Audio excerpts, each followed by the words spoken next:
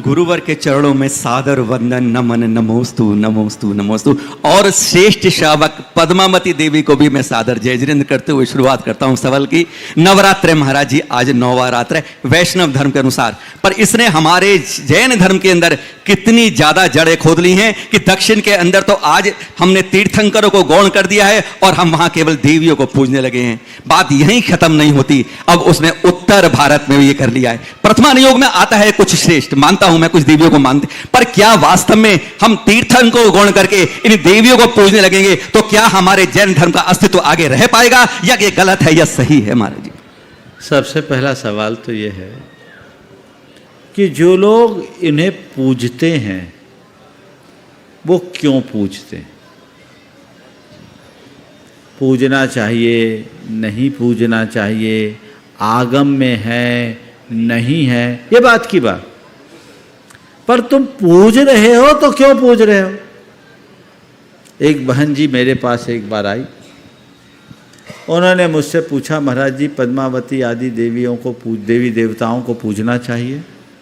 मैंने कहा आप पूछती हो? बोले हाँ पूछते हैं। हमने पूछती हो तो क्यों पूछ रही हो मुझसे?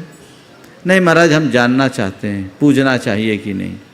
मैंने कहा अच्छा आप क्यों पूछती हो, आप क्यों पूछती हो?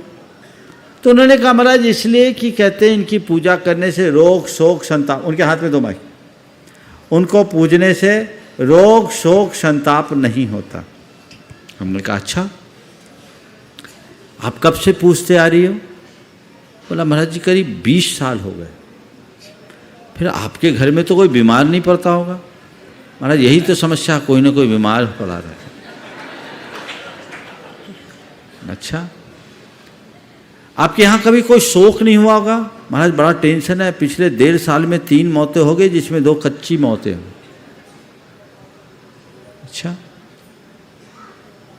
आपको कोई टेंशन तो नहीं होगा? महाराज जी पूरी फैमिली में बहुत टेंशन है, जब से हमारी सासू माँ गई है सब भाइयों में बड़ा डिस्टर्बेंस चल रहा है, रात दिन टेंशन है। महाराज जी कोई उपाय बता दीजिए ना। मैंने कहा बहन जी अभी अभी आपने कहा कि इनको पूजने से रोग शोक संताप नहीं होता, और 20 वर्षों से पूजने के बाद आपने ही कहा हमारे घर में कोई ना कोई रोगग्रस्त रहता है। अभी 1.5 साल में 3 मौतें हो गई, सो शोक भी है और संताप तो बनाई है, तो पूजा से क्या पाया? एकदम चकरा गई। मैंने कहा इस तरह के विश्वासों से ऊपर उठकर हमें तत्व का श्रद्धान करना चाहिए, आत्मा के स्वरूप को पहचानना चाहिए, वस्तु के स्वरूप को जानना चाहिए, कर्म सिद्धांत पर भरोसा रखना चाहिए, कर्म कांडों पर नहीं। ये बात सदैव ध्यान रखें। हमारे जीवन में आने वाले रोग शोक संताप एक अशुभ संयोग है, और ये अशुभ कर्म के निमित्त से होते हैं। इनका निवारण तभी होगा जब अशुभ कर्मों का निवारण होगा, और अशुभ कर्मों का निवारण का और कोई उपाय नहीं है सिवाय प्रभु स्मरण के। भगवान को भजोगे, परमेष्टि का स्मरण करोगे तभी होगा, और तब भी हो ये कोई गारंटी नहीं। बिल्कुल। लेकिन प्रभु की शरण में जाओगे, तुम्हारा रोग शोक संताप मिटे या न मिटे, तुम्हारा मन शांत जरूर हो जाएगा, तुम्हारा मन निर्मल जरूर हो जाएगा। इसलिए इस झमेले में मत पड़ो किसे पूजूं और किसे न पूजूं। मैं क्या कहूँ, बड़ा देखकर दुख भी होता है और आश्चर्य भी होता है कि इतना उत्तम तत्व ज्ञान युक्त जैन धर्म आज थोथे कर्म कांडों में उलझ करके रह गया है। मूलभूत तत्व ज्ञान आज लोगों तक नहीं पहुंचाया जा रहा है, उसे बस छोटी छोटी बातों में उलझा करके रखा जा रहा है।